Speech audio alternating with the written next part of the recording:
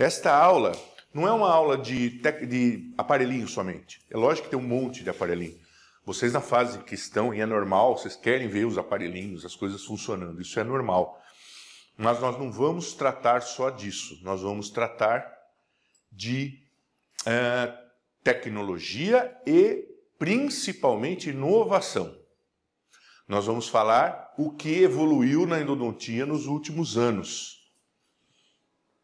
Para alguns aqui, vai ser um grande susto, inclusive, vai ser uma grande surpresa ver como que a gente evoluiu, como as ideias principalmente evoluíram. Algumas coisas não são novidades. Eu vou falar de coisas aqui de mais de 20 anos, só que para vocês vai ser. Com esse tempo de experiência, eu sei o que eu vou apresentar para vocês de novo. As ideias, né? Algumas coisas vocês, claro, já conhecem, mas a grande maioria vai ser novidade, entender o que a gente está fazendo.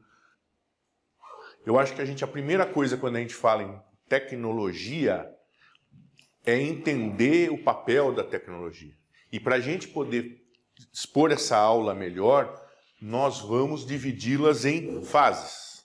Então nós vamos desde as tecnologias na observação do campo de trabalho, até o diagnóstico, passando pela parte prática de cirurgia de acesso, de preparo, de obturação, até terminar em regeneração pulpar. Nós vamos tentar cobrir o que nós temos de moderno e às vezes nem tanto, mas para vocês, novidade na endodontia. Primeira coisa que a gente tem que discutir, pensar como estudantes que vocês são, todos nós somos, aliás, né? Mas estudantes de pós-graduação, vocês são profissionais de nível superior, então vocês têm que pensar com a cabeça de vocês. Eu estou formando profissionais, quero formar profissionais que pensem com a sua própria cabeça, com a sua própria crítica, seu senso crítico próprio. Então a gente precisa pensar, agora que vocês estão iniciando na ciência, pensar um pouco mais, refletir um pouco mais sobre o profissional que vocês serão, que vocês querem ser, né? E entender certas coisas. Por exemplo, a tecnologia. Eu coloco essa figura aí porque ela é considerada por muitos a escultura, a obra-prima, né, da humanidade. A escultura mais perfeita já feita pelo homem. E ela foi feita em 1621, num tempo que não tinha nem luz elétrica. Aliás, muito antes de se ter luz elétrica para iluminar o trabalho do escultor. Então, se não tinha luz elétrica, imagine se tinha, mal tinha um formão, um martelinho, um formão e uma lixa. E com toda a tecnologia que nós temos hoje, não há ninguém perto de conseguir uma perfeição como essa. Então, o que eu acho que a gente tem que pensar? Por mais que as tecnologias nos ajudem, nós somos sempre o principal do nosso consultório. Nós somos a peça principal. Tudo que eu vou mostrar para vocês aqui hoje, talvez daqui 10 anos não exista mais, daqui 15 anos sumiu tudo. Do jeito que as coisas estão evoluindo rápido, com inteligência artificial, com tanta coisa, muitas das coisas já foram embora. Aliás, eu mexo nessa aula toda hora, porque toda hora some as coisas que eu estou falando. Hoje, amanhã já não se usa mais. Então, nós continuamos. O paciente continua, dor de dente continua, dor de dente, bactéria continua, bactéria. As coisas continuam, enquanto as tecnologias vão passando. Então, a gente tem que sempre lembrar disso. Então, as ferramentas vão trocando.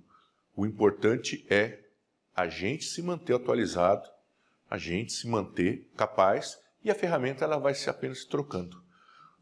O que hoje vale muita coisa, amanhã não vale nada. Né? Essa estimativa do índice de sucesso do tratamento, por exemplo. Por que está aí no ano de 1997? Porque aleatoriamente eu escolhi esse ano, foi o ano que eu terminei minha especialização. O índice de sucesso do tratamento endodôntico era 97%. Você olharia lá, 97, 96, 98, era esse mais ou menos o índice que a gente tinha. Aí, o tempo passou. Se a gente for, o último levantamento que eu coloquei aqui, 2024, ano passado, continua 97%, 96%, 98%. Então a pergunta que eu faço, será que a gente tinha lá em 97 o conhecimento que tem hoje para avaliar o índice de sucesso? Que óbvio que não era. Os canais que eu terminei fazendo, duvido que 85% dos canais que eu terminei em 97 se mantiveram por 10 anos. Duvido. Então o conhecimento vai mudando muito. Tá? Esse 94 que nós estamos falando, em 2024, esse 97 também não é 97.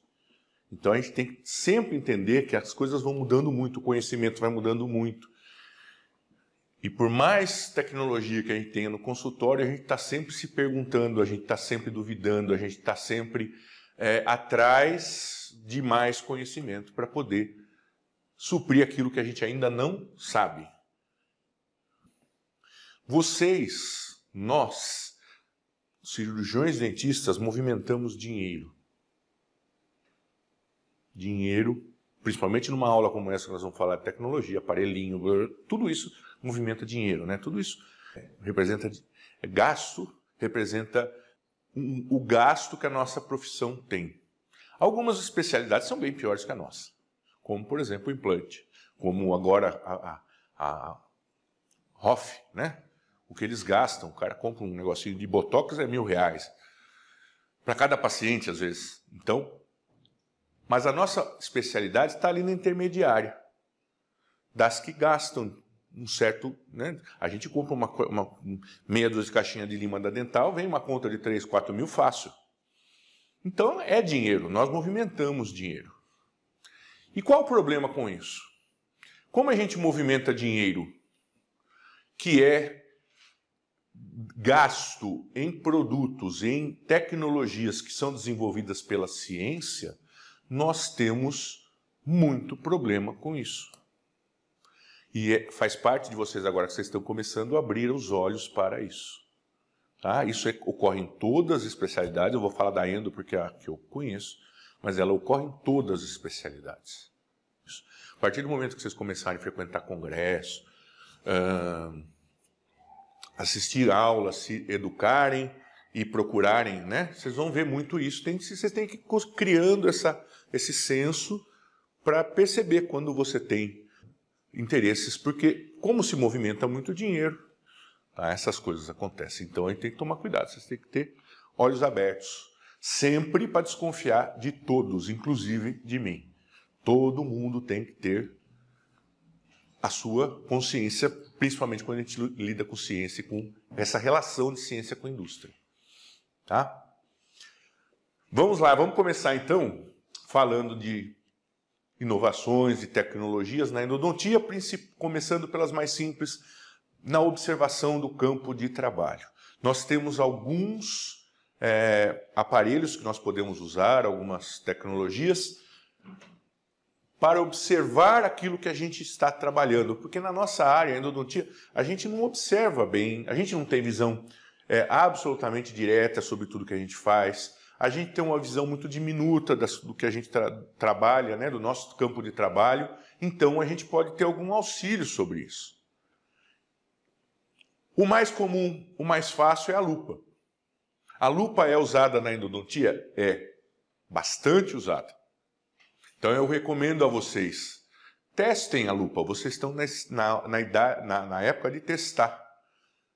Vocês vão comprar uma lupa de R$10.000 para testar? Não, comprem uma lupa acessível para ver se vocês acostumam.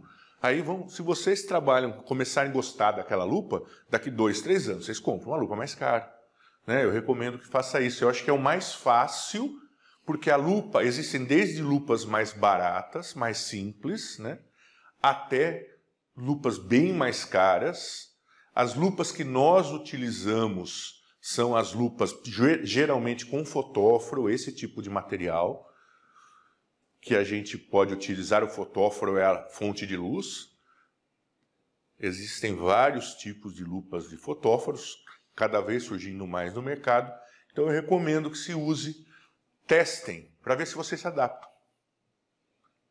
E aí, futuramente, vocês vão tendo vão melhorando os equipamentos. Vantagem da lupa, você é relativamente barato, é algo que é mais barato que o microscópio. Você pode levar onde você for, quem faz canal em todos os lugares, vai em vários lugares, que é a realidade de muitos de vocês e foi a minha também. Vocês vão poder levar, né? Fácil de transportar, tudo, então é uma tecnologia muito usada. Eu vejo muito aluno, colega que usa. Microscópio. Microscópio é uma tecnologia não tão recente, já é de uns 20 anos aí que nós temos o uso de microscópio. No Brasil, nos últimos 10, 15 anos principalmente, tivemos a popularização do microscópio. Muito aluno de entrada na fase que vocês estão. Uma das primeiras perguntas que se fazem nas escolas é: tem microscópio no curso? O professor ensina com microscópio? Então a pergunta é: se vocês não têm microscópio no consultório, por que agora se preocupar com isso? Não se preocupe, vocês futuramente estão se desenvolvendo na endodontia, estão ganhando dinheiro, estão trabalhando mais, comprem um microscópio. É excelente, eu tenho, uso em várias situações, mas é uma ferramenta a mais, nada que vá diminuí-los, vocês não são menos profissionais, menores profissionais por causa do microscópio. Mas sim, é uma excelente ferramenta. Se vocês futuramente começarem a poder investir mais, tiverem mais interesse, vocês vão num curso de um dia. Pronto, acabou. Vocês vão ficar craques no microscópio. Porque endodontia vocês sabem, vocês vão lá fazer um curso. Tá? Então não se preocupem muito com isso não. Uma coisa que se fala sobre o microscópio, não se fala sobre o microscópio, é que para você utilizar o microscópio no seu dia a dia, acho que eu já falei para vocês semana passada, no modo passado, você precisa de 4 mãos. Você não consegue usar o microscópio sem 4 mãos. Então, você que vai lá, começando desavisado, o vendedor fala: olha, doutor, custa aqui 20 mil um microscópio. Você faz as contas e fala: nossa, 2 mil por mês. Dá para comprar um microscópio, né? O que você não fez, você pensa nos próximos anos. A conta que você não fez é que você tem que ter uma secretária. E quem é que tem, na fase que vocês estão, uma secretária para trabalhar 4 mãos? É muito raro. E se você não tiver, você não vai fazer nada com o microscópio. Porque quando eu estou sozinho no meu consultório, eu não consigo nem usar o microscópio. Eu tenho que pôr, tirar, não dá. Você precisa de uma secretária. E o custo de uma secretária é muito mais caro que o próprio microscópio. Então isso tem que ser levado em conta também, não se costuma falar. Tá? O microscópio, nós temos microscópios excelentes. Esse, por exemplo, é da DFV, para mim é o melhor custo-benefício de todos. Ele é mais caro, mas ele tem uma qualidade muito grande. Um microscópio hoje desse vai a partir de uns 35 mil, 40 mil. Nós temos esse microscópio da Opto, que eu não conheço muito. Nós temos o microscópio da Alliance, que é um microscópio excelente. É o microscópio que eu tenho no consultório. Ele tem um custo um pouquinho mais baixo. Hoje ele parte de uns 25, embora esse aí deva custar uns 40, 40 e pouco. Esse é o da Zeiss, que é o top das galáxias, que deve hoje partir de uns 100 mil reais. É um microscópio bem superior, mas também, né? A gente tem que calcular o custo das coisas, vocês têm que começar a pensar nisso. Para tudo, não é só. A partir essa aula, isso que eu vou falar agora é para tudo. O custo de um microscópio, 100 mil reais. Será que ele é alto? Depende. Custo depende. Custo não é sim ou não. É muita variável que você tem que levar em conta. De qualquer coisa que vocês vão ver aqui. Por exemplo, eu tenho uma colega que usa uns AIS desse. Ela foi minha professora de endo, inclusive. Faz endo somente canal, 8 da manhã às 8 da noite. Mal tem hora de almoço. Paciente de nível B e A. Você acha que é caro? É baratíssimo. Para ela foi barato. Para o uso que ela vai dar. E o meu, que custa 40, que está no meu consultório lá, que eu uso uma vez por mês. É caro ou é barato? Caríssimo. Eu sempre brinco, eu tenho um vaso de 40 mil no meu consultório. Por quê? Porque hoje eu não tenho mais. Meu consultório hoje, eu não atendo mais quase no meu consultório, é bem raro. Portanto, para mim é caríssimo manter aquele microscópio lá. Então, o custo das coisas é relativo, a gente tem que calcular de acordo com a demanda. Câmera intraoral é uma tecnologia usada na endodontia? Sim, ela é não muito usada, mas eu recomendo para quem... Aliás, eu recomendo para qualquer um que faça clínica geral, trabalhe com uma câmera. Eu acho que quem faz clínica geral hoje é obrigatório ter uma câmera intraoral. E nós na endodontia, utilizamos para uma melhor comunicação com os nossos colegas, para fazer uma boa foto, para você colocar ali, você está na dúvida, você não tem, por exemplo, um microscópio, a câmera vai ajudar bastante. Você tem uma perfuração, como é que você vai justificar para o seu colega que você fechou a perfuração, que está tudo bem? Faça uma fotinho. Quanto mais você se documenta, mais você se valoriza o seu trabalho, se comunica melhor, se resguarda juridicamente. No Brasil nós temos opções boas, muito boas, né? Mais caras, né? E hoje essa tecnologia está se simplificando muito. Então existem muitas opções que vocês podem procurar por aí. Mas eu acho que hoje a gente não pode ficar sem uma câmera intraoral. Não se esqueçam, gente. Foto hoje é tudo. Qualquer celular tem câmera para fazer uma boa foto. Portanto, sempre tenha no consultório um afastador. Sempre. Tudo que vocês estão falando. Não é só de endo, não. Fotografa. Guarda tudo. Porque o paciente hoje está cada vez mais exigente, juridicamente, tudo. Então, foto sempre. Tecnologia no diagnóstico agora. O que nós podemos usar, o que se usa, o que não se usa para diagnóstico na endodontia. Primeira coisa que nós vamos conversar aqui, teste pulpar. Testes, principalmente os elétricos. Teste elétrico pulpar. Nós temos aqui um exemplo de um aparelho da Oddos de Deus muito bom que faz teste elétrico. Nós temos também o Dagnatos, que além de localizador apical, ele faz teste elétrico. E nós temos esse da Wax, que também é um localizador apical com teste elétrico. Custo-benefício desses aparelhos não é bom. Acho que é muita coisa por pouco benefício. Outra coisa, teste elétrico não pegou. Não é uma coisa que se faça. Eu uso o teste elétrico ao invés do teste térmico que vocês aprenderam. Você não vai ver um endodontista falar isso, é muito raro. Então é algo que não se pegou muito o teste elétrico.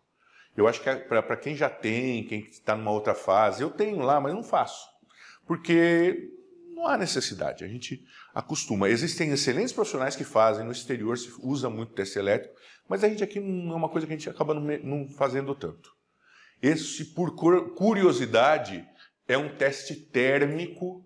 Essa ponta azul aqui, ela aquece, ela faz um teste térmico como se fosse uma gutta-percha aquecida.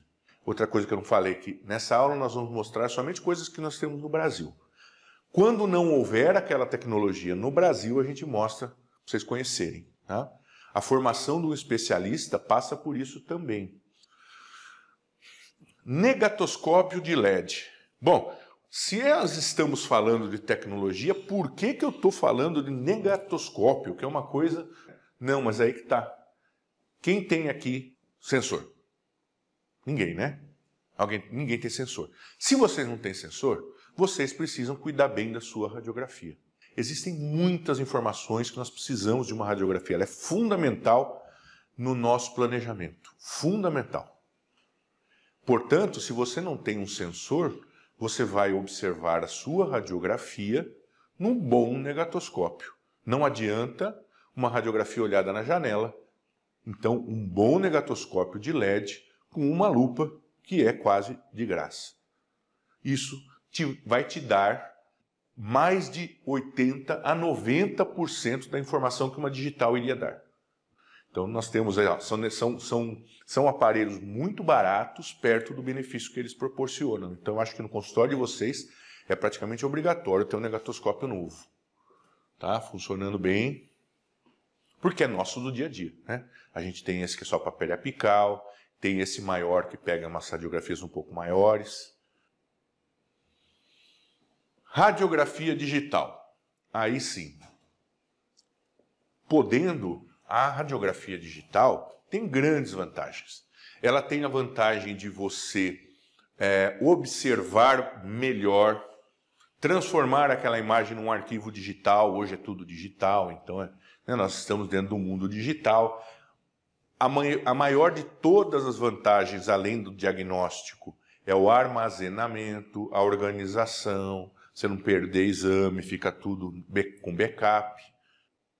Então, o custo de tecnologias assim, um custo hoje é 12 mil, 13 mil, agora na fase que vocês estão, é normal, parece um custo mais alto, mas quando vocês verem, vocês começarem a rodar o consultório e verem o benefício desse custo, vocês vão ver que não é tão alto assim. Tá? E ele realmente resolve muita coisa. Nós temos excelentes sensores. Existe o tamanho 1 e o tamanho 2. Eu nunca recomendo o tamanho 1. O tamanho 2 é muito melhor. Senão a gente fica cortando, não vale a pena a diferença de custo. Tá? Então tem várias marcas. Então a Saevo é uma empresa que todo mundo conhece, a Dabi são empresas grandes. A Vatec é uma empresa coreana muito boa. Sou radiologista, né? Já trabalhei com a Vatec. Instrumentos muito bons, a microimagem, a DMM são as mais tops, a Carestream, as Cironas, que é da Dentsply, são os mais caros. Tá? E como curiosidade, nós não temos no Brasil ainda, nós temos hoje o sensor sem fio. Você coloca no paciente, já não precisa nem daquele fio pendurado. Nós temos também a tecnologia de placa de fósforo, que é um filme que você leva para o aparelho e aí vai fazer a revelação, entre aspas, a digitalização daquela placa. Acho que alguns já trabalharam com isso na faculdade, né? Tem algumas faculdades que tem. Raio-X portátil é uma outra tecnologia que nós temos hoje na endodontia. Hoje nós temos muitas marcas. Nos últimos 3 anos explodiram as marcas de raio-x. Essa foi a primeira, Diox, da microimagem. E hoje nós temos várias outras marcas, o da Dabi, o da Vatec, que é a coreana, da Schuster, da Gnatos, da Saevo. Então são muitas marcas, muitos custos.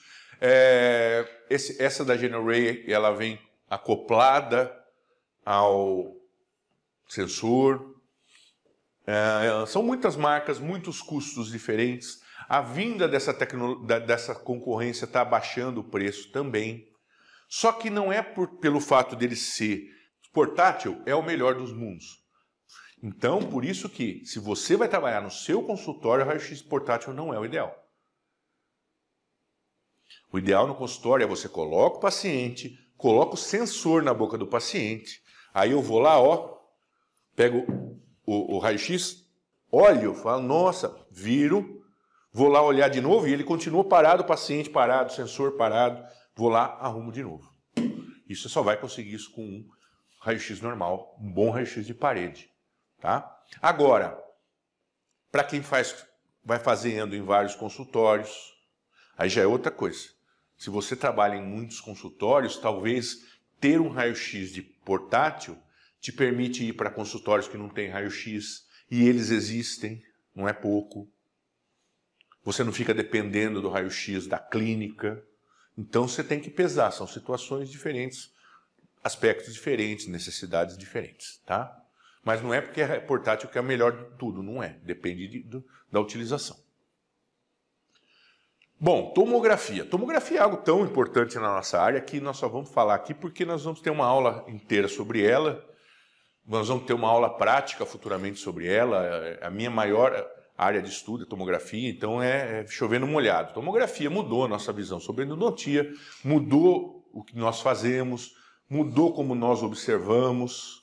Então é uma tecnologia tão importante que terá 2 aulas praticamente só sobre ela. Hoje nós temos, esse é o aparelho que eu falei para vocês, o Morita. Hoje a Morita é o que tem os melhores aparelhos e, portanto, a gente precisa procurar exames de qualidade que hoje hoje é muito melhor do que nós já tivemos antigamente. Só para vocês terem uma ideia. O de cima é uma tomografia realizada num aparelho novo. de tecnologia mais recente, com definição melhor. E o de baixo em aparelhos convencionais, desses que a gente tem por aí, que faz tomografia para implante. Tá? E a diferença é muito grande. Principalmente para nós que precisamos observar tecido periodontal, nós temos a presença de núcleo, de gutapercha, de metal. Isso faz muita diferença. Uma tecnologia bem recente na endodontia é a navegação dinâmica. O que é navegação dinâmica? É a utilização da tomografia e de sensores específicos para a percepção direto na tela do ponto que você se encontra no paciente. O que significa isso? Você está com uma broca numa determinada região do paciente e automaticamente você está vendo isso ao vivo na tela. Surgiu para implante, claro, mas foi adaptada para endo. Então nós temos, no Brasil nós já temos esse aparelho, mas não conheço ninguém da endo que faz, ele é um aparelho, muito pouca gente no Brasil tem ele, mas para implante, né? Pode ver até pela coisa aqui como é destinada para o implante, né? Pelo logotipo, mas ele está sendo muito estudado para a endodontia. O meu orientador de doutorado, inclusive, o Frederico Martinho, que é professor nos Estados Unidos, hoje é o maior dessa área de navegação dinâmica. Uma área bem interessante, embora ainda muito fora da realidade de qualquer um. Basicamente, olha, na endodontia o que ele serve? Você tem aqui um dente com uma calcificação e uma lesão periapical. Então você define qual vai ser o movimento, qual vai ser a penetração do instrumento e ele vai te guiando ao vivo para evitar perfuração. Existem outras utilizações também, cirurgia paraendodôntica, para você fazer uma psectomia. Então, tem algumas utilizações na endodontia, como eu falei para vocês, ainda muito fora, né, da realidade de qualquer um, mas existe e vocês têm que conhecer. Isolamento absoluto. Existe alguma coisa para a gente comentar de novo no isolamento absoluto? Então a gente tem poucas coisas. Uma são os grampos plásticos. Alguém já viu grampo plástico? Grampo plástico, ele é feito de plástico, claro. Qual a vantagem do grampo plástico?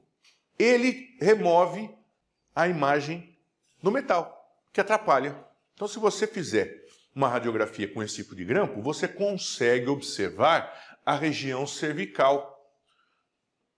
Mas precisa? Precisa. Tem casos que precisa muito. Casos de perfuração, casos que você tem uma dúvida na anatomia. Quantas vezes eu já usei grampo plástico por causa disso? Perfuração, por exemplo, é uma maravilha, porque daí você vai fechando, você vai olhando, e o metal não atrapalha. Contras. Primeiro, é difícil de usar. Muito difícil de usar. Ele não tem a pega forte que um metal tem. Então, às vezes você coloca ele, pula, ele não segura tão bem. Então é muito difícil, você tem que estar acostumado com ele. Há situações que não tem o que pegue, né? Então a gente tem, essa é a restrição, acho que é um material que ainda vai ter que evoluir muito. Outra coisa é que ele é meio que descartável, ele quebra muito fácil. E uma outra desvantagem é que você não tem um marcador, eu já falei para eles num congresso, que eles precisavam usar um marcador de metal aqui em cima. Porque se você sofrer um processo, você precisa ter a radiografia mostrando que você usou isolamento. Por isso que nunca joguem a radiografia do isolamento, porque mostra que você é um bom profissional, que você fez tudo direito. Então, com um grampo desse, você não consegue provar que você usou, né? Tem só esse problema. Barreira gengival já não é novidade para quase ninguém, eu só coloco aqui que às vezes um outro não conhece. A barreira gengival mudou a endodontia, porque antigamente você ia fazer um isolamento absoluto, você não tinha com o que segurar. Você usava cotozol, Micon, Cavite, um provisório qualquer, aquilo lá desfarelava e saía. Era muito difícil. Por esse motivo, a minha geração aprendeu a isolar muito bem. A gente tinha que fazer um isolamento top. Qual é o problema de hoje, que a gente vê que acontece hoje em dia? Por existir o top-down, A gente vê que o profissional hoje tem a tendência de fazer um isolamento sem vergonha, tudo mal feito, depois enche de top-dump para corrigir. Então eu acho que é excelente, eu uso muito, claro, o tempo inteiro, mas a gente não pode também ser uma muleta do isolamento mal feito.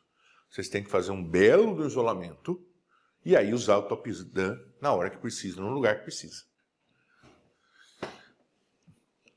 Tecnologia na cirurgia de acesso. O que nós temos para nos ajudar durante a cirurgia de acesso? Algumas coisas para a gente conversar aqui, algumas coisas que são inovações, mas não são, mas vocês precisam conhecer. Então, primeira coisa que nós vamos falar é do acesso minimamente invasivo.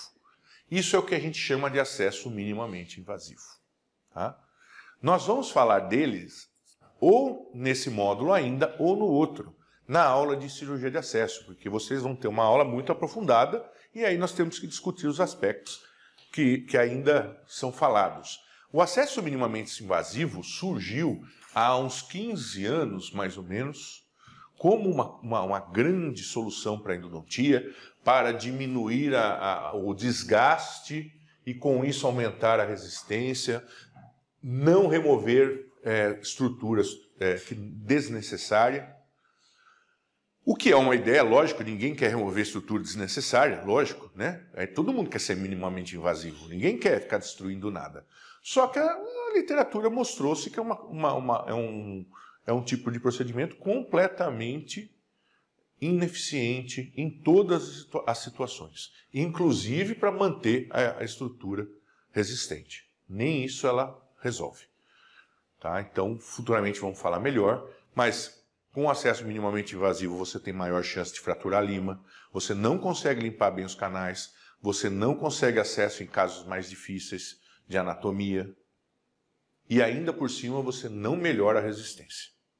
Inclusive, nessa época eu vi alguns dentes com um acesso desse que fraturaram. Quer dizer, se fosse bom, não fraturava. Na verdade, o que dá boa resistência é restaurar direito. Esse não, esse já é o contrário. Acesso guiado. O acesso guiado, ele nos ajuda muito hoje em dia para casos que antigamente ou a gente corria o risco de perfurar ou tinha que resolver com cirurgia paraendodôntica, como um caso como esse aqui. Nós temos aqui um dente com uma calcificação. Pela abertura já tentaram, não encontraram o canal. E aí foi feita uma tomografia. Em cima dessa tomografia e do escaneamento foi feita uma guia muito parecida com a guia de implante. Acho que todo mundo já viu isso. E aí você vai instalar essa guia depois de impressa, né? Aqui é a guia virtual. Nascer a guia virtual e aqui a guia impressa já com a broca em posição. Você vai colocar então aquela guia que já tem uma anilha que vai direcionar já a broca, normalmente é uma broca de implante, mas hoje nós já temos outras brocas também, vai direcionar para o canal. E aí você consegue fazer esse tratamento de uma maneira não invasiva, muito mais segura do que se fazia antigamente. Além de ser usada para casos de calcificação, ela pode ser usada também para pinos intrarradiculares fraturados. E às vezes o pino é muito grande, você não vai arriscar tirar esse pino só com a broca, que vai perfurar. Então você pode também utilizar. Ultrassom, agora, pode usar ultrassom? Sim, a gente usa ultrassom na cirurgia de acesso. Aliás, a gente usa ultrassom para muita coisa, inclusive na cirurgia de acesso. Reparem que os ultrassons que nós usamos na endodontia, todos que eu vou mostrar aí, são sem tanque de águas. Isso significa que você não pode usar outro? Claro que pode, é só fechar. Mas quem usa só para endodontia acaba não comprando com tanque, porque só encarece e a gente não usa. Eu, por exemplo, eu tenho 3 ultrassons hoje em dia, esse está quebrado, preciso mandar arrumar. Esse é o melhor de todos, na minha opinião, um dos melhores, da MS. Já foi mais barato, mas hoje não tem tanta importação. Eu tenho esse também, que é o da Action. Ele tem muita potência para fazer até cirurgias menores. E aí nós já temos opções mais em conta, né? Que para a endodontia é um custo bom, porque a gente não tinha aparelhos nesse custo há tempos atrás, né? Então, esses aparelhos, ó, da Schuster deve custar uns 3, da CV Dentos já é mais caro. É um aparelho maior, mas o microdonte também deve custar uns 2,5, 3. Então você pode usá-los para várias utilizações, inclusive cirurgia de acesso. Nós vamos usar na cirurgia de acesso pontas, que são principalmente desse lado aqui, ó, essas pontas mais rombudas, pontas mais com diamante. Tem a linha da Wax também, tem várias linhas de ponta. Aqui um exemplo de utilização. Nós temos dentina secundária, dentina terciária, um canal, uma cirurgia de acesso difícil, né? E a utilização de uma ponta como essa abre, remove toda a dentina secundária que está aderida. E aí nós temos uma imagem bem melhor, uma chance de encontrar canais, quarto canal, canal mais difícil, bem melhor, né? Então, realmente ajuda bastante em casos com dentina secundária, dentina terciária. Ó, remoção de nódulo pulpar. Então, esse aqui é um nódulo, e aí se faz a vibração, puxa e acaba soltando o nódulo. Regularização de espaços. Uma ponta como essa pode deixar o espaço melhor para o futuro preparo, para a irrigação. Ó, abertura inicial aqui de espaço de istmo, regularizar melhor as entradas. Então, esses são exemplos de utilização do ultrassom na cirurgia de acesso. O ultrassom é uma outra tecnologia que vocês vão acabar se interessando logo depois do motor do localizador apical. Eu vejo muita gente com ultrassom hoje, mesmo nas aulas, vem o aluno que traz o seu próprio, porque o custo caiu muito.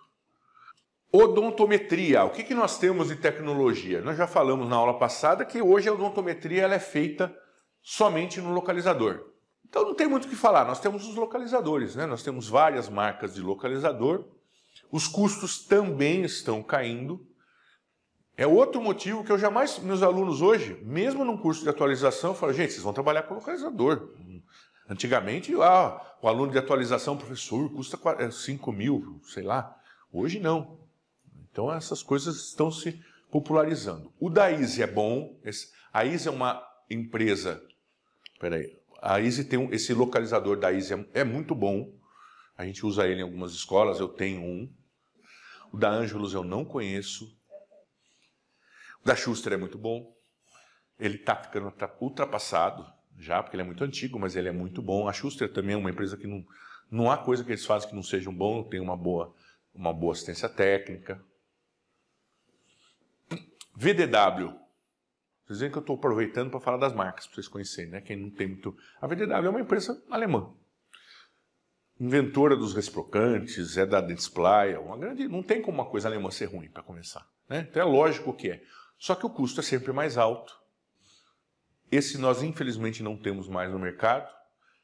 Eu andei comprando... Eu comprei 2 usados quando eu descobri que parou de fabricar, porque esse aí é o meu de consultório desde que o mundo é mundo. Tá? Chama Home Apex ou Forumtex. Então, ele é israelense. Se alguém achar, esse para mim é o top. Esse para mim é o melhor custo-benefício disparado. Os Moritas são os top de linha. Você compra um Morita, vai durar 50 anos, mas o problema do Morita é o custo. É um custo alto. Até o menorzinho deles tem um custo alto. Alto do tipo 7, 8 mil, acredito. Dentsply também você não vai errar nunca. É uma empresa americana, são aparelhos, né? Outro da Dentsply, que é bom, mas e tem um custo menor. Hoje a gente quase não vê esse mais. NSK não tem muito no Brasil. A gente não vê muito para vender, mas é também a NSK não tem algo da NSK que não seja bom. Uma empresa japonesa. Agora no preparo, tecnologias e inovações no preparo endodôntico. Agora nós vamos não só ver, porque a gente fala preparo, vocês já vão pensar automaticamente em lima e motor, né? Mas nós vamos falar principalmente de ideias que mudaram a endodontia. Muito mais importante que isso são as ideias. Nós vamos colocar aqui nessa área. E vamos começar com as ideias mais básicas, que são tip e taper. Então vamos falar primeiro de tip. O que é o tip? Vocês aprenderam na faculdade, a maioria de vocês, a utilizar instrumentos desta linha aqui, a tradicional. Então aqui nós temos desenhos que representam instrumentos tradicionais. Um instrumento 15, por que é 15? Porque ele tem uma ponta 0,15 de diâmetro. Um instrumento 20, 0,20, 0,25, 0,30, por aí vai, no diâmetro. Convencionou-se que a cor do 15 é branca, a do 20 é amarela, 25 vermelha, 30 azul, 35 verde, 40 preta. Reparem que são figuras proporcionais. São figuras parecidas, embora de tamanhos diferentes. Por quê? Esse instrumento hipotético aqui, esse desenho, aumenta 0,02 milímetros a cada milímetro a partir da ponta.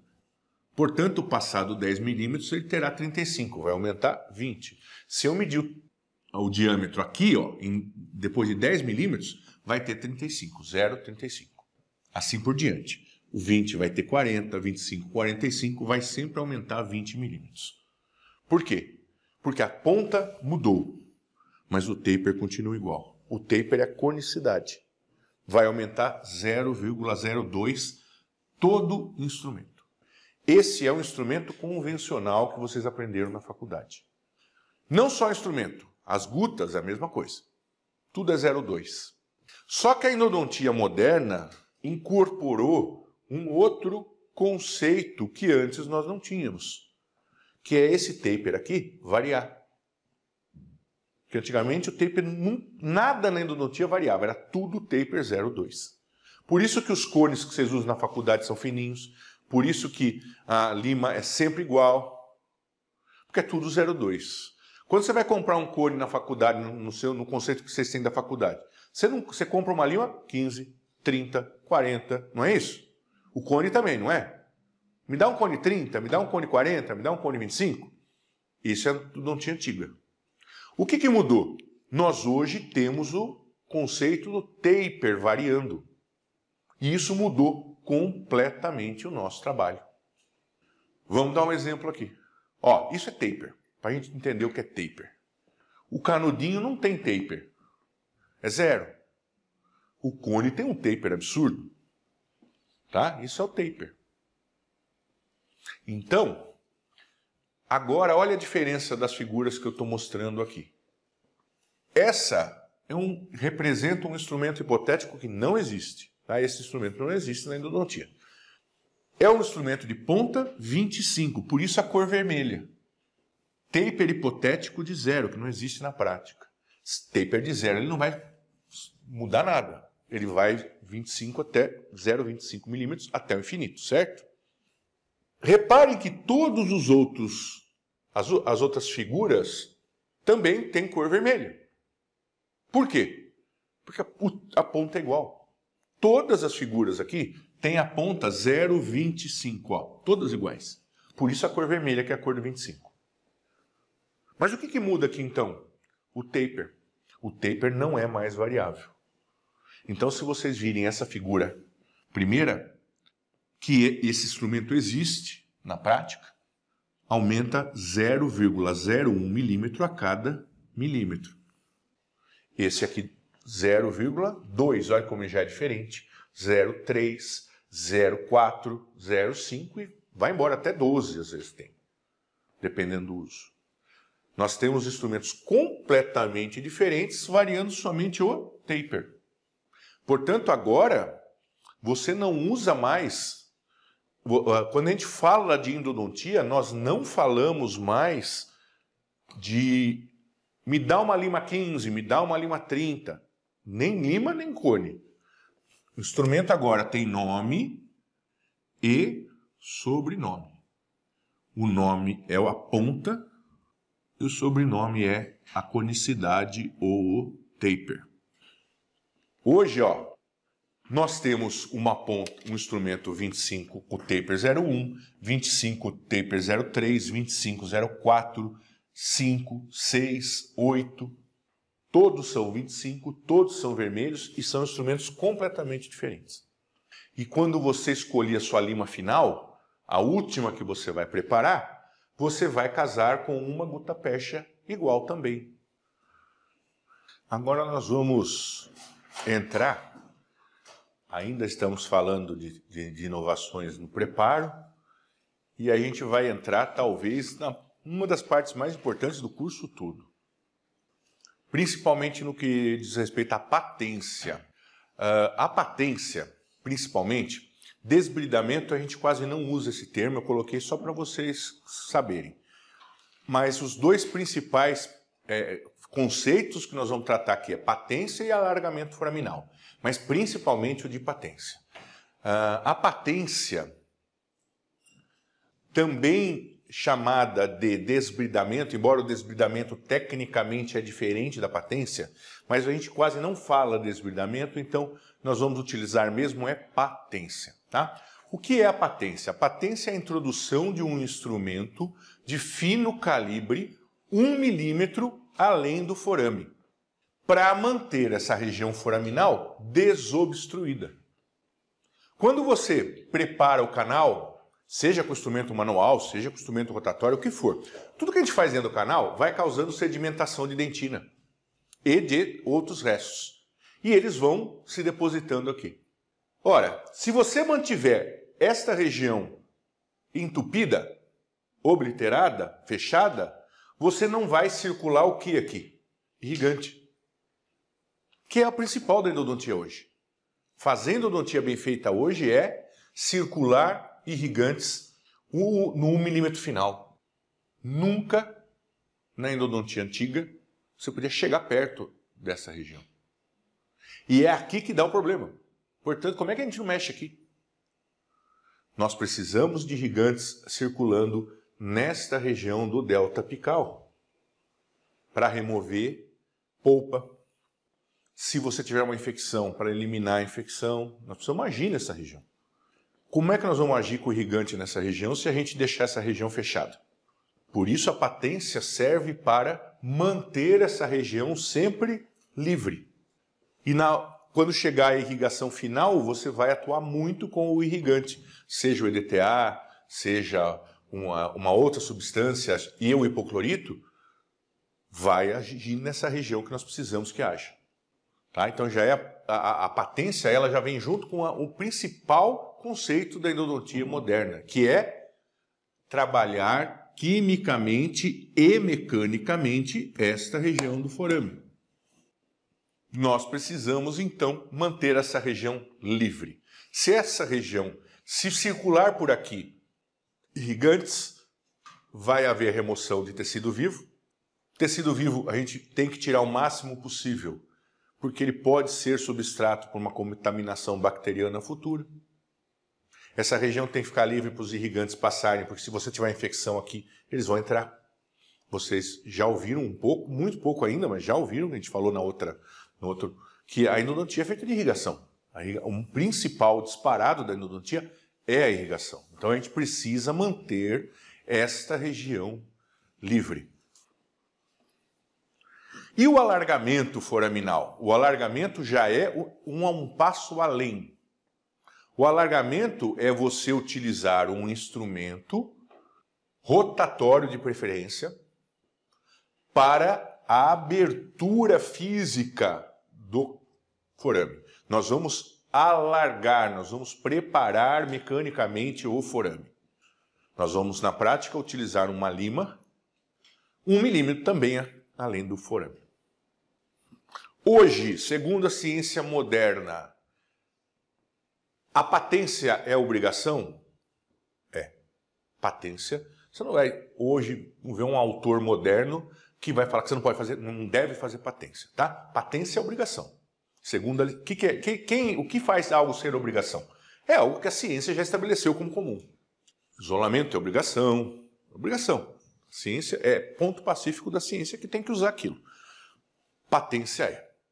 Alargamento é? Não. Alargamento é ainda, ou vai ser por muito tempo, é opcional.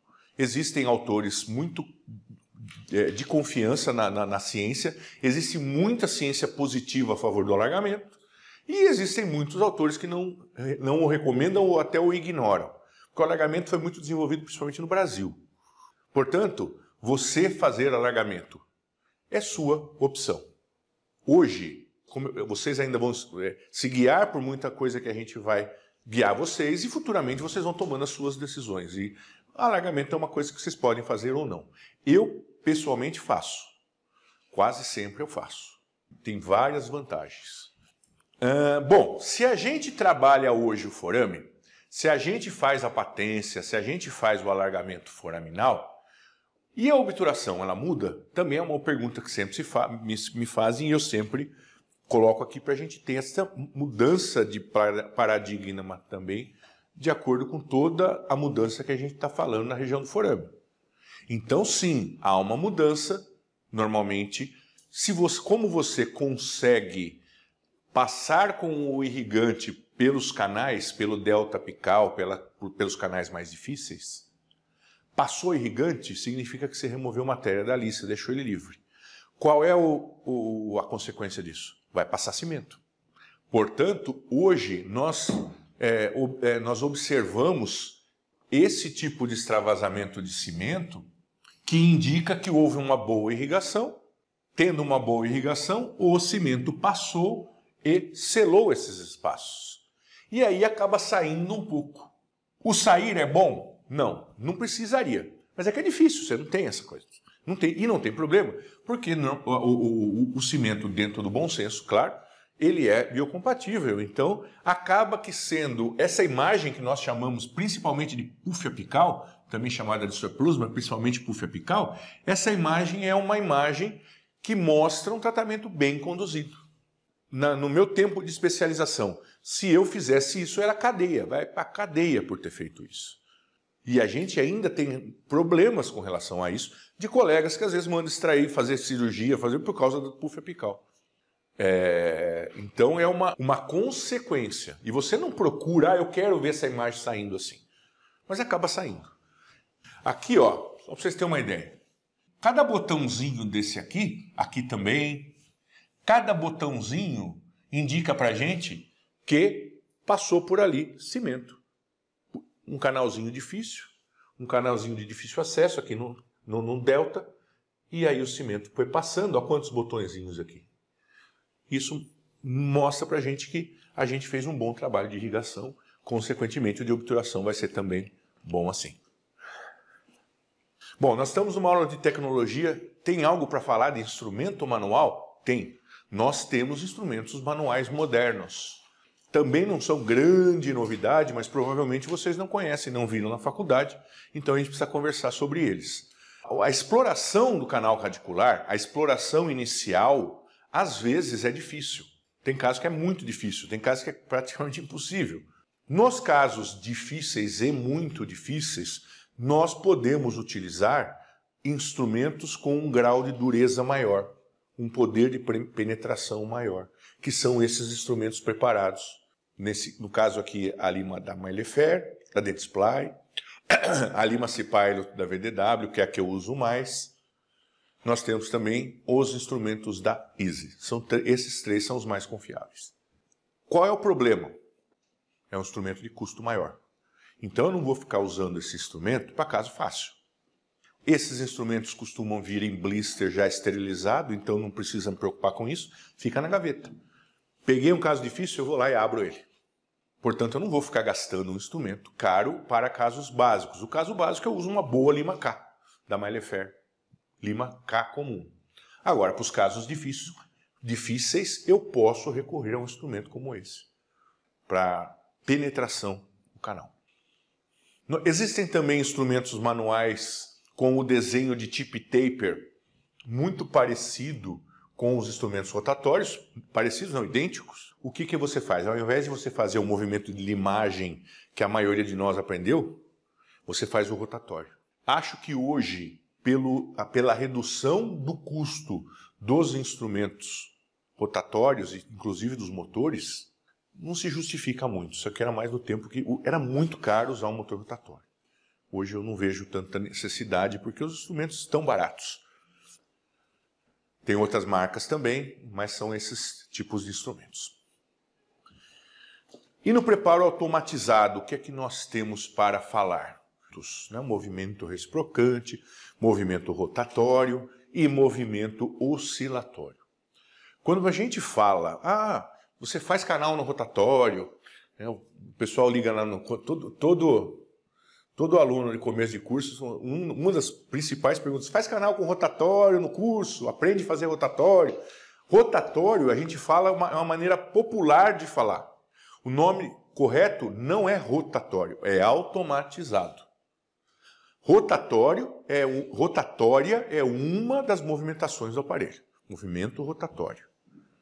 Tem o reciprocante e tem o oscilatório. Primeiro movimento que um dos primeiros, né, junto com o rotatório, o oscilatório foi um dos primeiros. O que é o oscilatório? Ele movimenta num grau, 30, 60, 45, 90, depende do instrumento. Ele faz a mesma movimentação que ele faz para um lado, ela faz para o outro, igualzinho, por isso o nome é oscilatório. Ele surgiu principalmente com instrumentos movidos a pedal e alguns instrumentos elétricos lá atrás. Hoje, o que nós temos de instrumentos oscilatórios são contraângulos que são ligados a um micromotor acionados no pedal, movidos a ar. No tempo que a gente não tinha instrumento rotatório barato, se justificava isso. Eu cheguei a recomendar para muito aluno, porque ele inclusive usa lima manual. A maioria deles usa lima manual.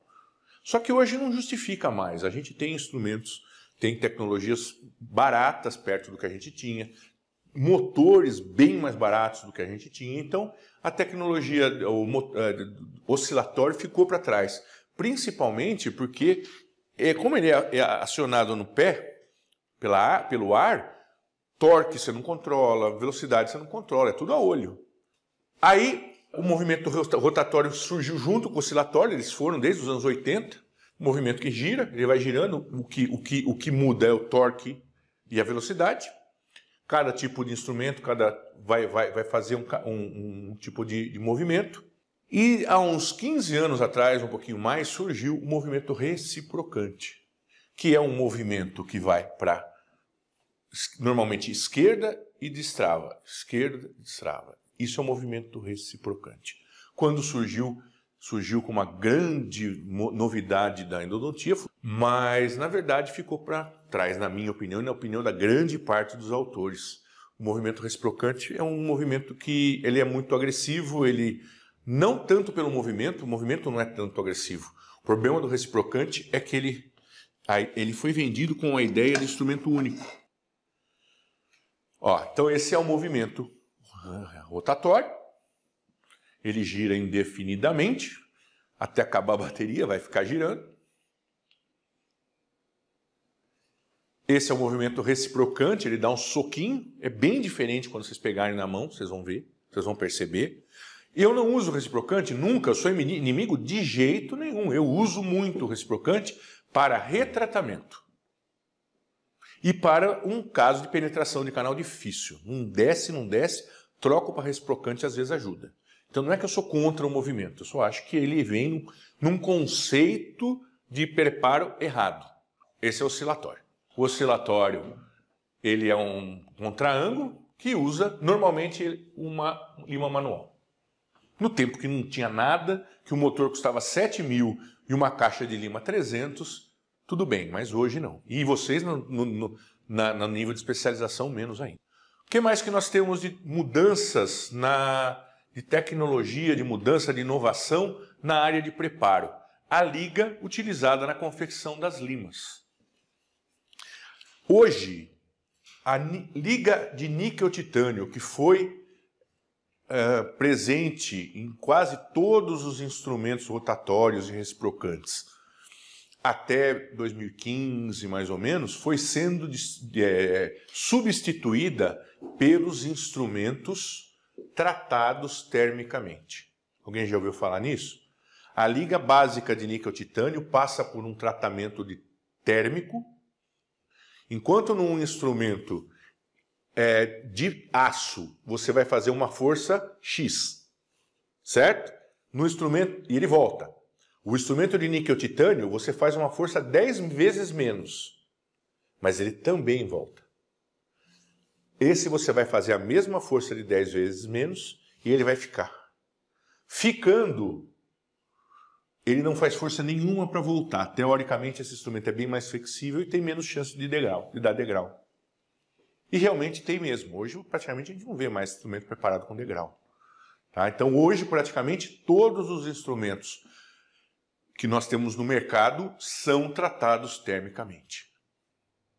Existe também a liga ativada termicamente, mas isso somente em instrumentos da FKG, da Suíça FKG, que na verdade essa liga Maxwire, que é uma patente, né? Só tem instrumento deles. Então, na prática, quando você coloca dentro do canal e aciona, ele entorta.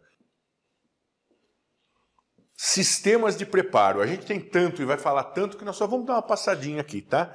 Nós temos muitos sistemas de preparo hoje em dia. Os sistemas são muito variados. Nós temos várias empresas hoje no Brasil. O que eu costumo falar sobre o sistema de preparo está baseado na minha experiência como professor, no que eu escuto dos outros professores e hoje na minha ligação com o que eu faço de instrumento também. Então, algumas empresas, nós temos a Easy, que tem uma excelente linha de produto, então é um instrumento nacional com custo mais barato. Nós temos a Coltene no Brasil, tem instrumentos muito caros, são suíços. Nós temos a da Odos, que são brasileiros, muito bons também. A Dentsply é uma empresa americana que não tem o que falar, não há nada da Dentsply que seja ruim. VDW é uma empresa, né, como a gente já falou sobre ela, tem uns instrumentos alemães também, são tops. O grande problema é o custo, né? Ó, o reciprocante deles. Eles também lançaram uma linha. Motores agora. Vocês também são muito interessados em motores. Esses são os contraângulos que eu já falei para vocês. Oscilatórios. E esses são os motores endodônticos. Esse é um exemplo de motor moderno. O que ele tem de moderno? Tem vários motores. Ó. Então nós temos o da Easy, os dois da Easy. Acho que localizador acoplado é uma coisa que vocês têm que se acostumar para usar. A maioria não gosta, prefere os dois separados. Esse é da Perfect, que é bom pra caramba. O DTE, que é da Woodpecker. O que é a Woodpecker hoje? O que acontece com a endodontia na parte de motor? É tudo chinês. Não existe mais motor. Tem, nós já vamos ver daqui a pouco, mas é tudo chinês. Entregaram a produção para o chinês. Então a gente tem chinês A, B, C e E. Essa é a diferença. Ó, esse aqui da Woodpecker é muito bom, esse aqui é mais caro, inclusive. Tem dois da Woodpecker. Ó, esse é da Bondente, é um bom motor também, eu tenho visto aí no mercado. O da Schuster também é um bom motor. Por que eles são considerados motores modernos? Porque eles não têm cabo. Você não se incomoda com cabo até você usar um instrumento sem cabo. Por quê? Porque no dia a dia, de quem faz canal dia a dia, você precisa de praticidade. Você não pode ficar, sabe? Então a coisa tem que estar ali. O controle está na mão. Você não precisa ficar indo em console para apertar. Está tudo na mão. Você consegue movimentar o aparelho. Os motores mais modernos têm que ser abertos. Quando você for comprar isso, você tem que perguntar. É aberto? Reciproca para um lado, reciproca para o outro. Roda para um lado, roda para o outro. Você consegue fazer todos esses movimentos com ele. Então, esses motores são assim. Outra coisa desses motores, eles têm um custo mais acessível. Os motores mais antigos têm um custo maior, por incrível que pareça, porque são motores dessa linha aqui. Ó. Nós já vamos entrar nesses motores. Esse, por exemplo, é o VDW, que vem com localizador, tem o sem localizador. São motores para a vida toda. O motor alemão é feito para a vida inteira. Só que o problema é que eles estão muito defasados. Primeiro, que eles têm cabo. Segundo, que esse da VDW é pior que ainda ter pedal. Tudo que você vai mexer, você tem que mexer no console. Parece besteira, mas quando você está trabalhando o dia todo, imagina. Eu estou ali, ó, 150 RPM, 200, 300. Não fico parando para olhar para trás para mexer no console do aparelho. No dia a dia faz diferença essas coisas. Fora isso, você não consegue trabalhar se não for nas regulagens que eles têm. Você não consegue sair, é o que a gente chama de motor fechado. Ó, tem esse da Dentsply, que é o que eu tenho. E saiu esse agora, Xmart Pro+. E tem esse aqui que é o mais antigo deles também, que você também tem que mexer no console. É fechado e ainda você tem que comprar o iPad. O iPad não vem, você tem que comprar separado. E tem aí alguns mais simples, esses aí já não valem muito a pena. Tem esse a segunda linha da Woodpecker, terceira linha da Woodpecker. O da Schuster tem um grande... Ele é bom, já, muito aluno já comprou, mas o problema é o console, você tem que regular tudo no console. E aí fica chato de usar.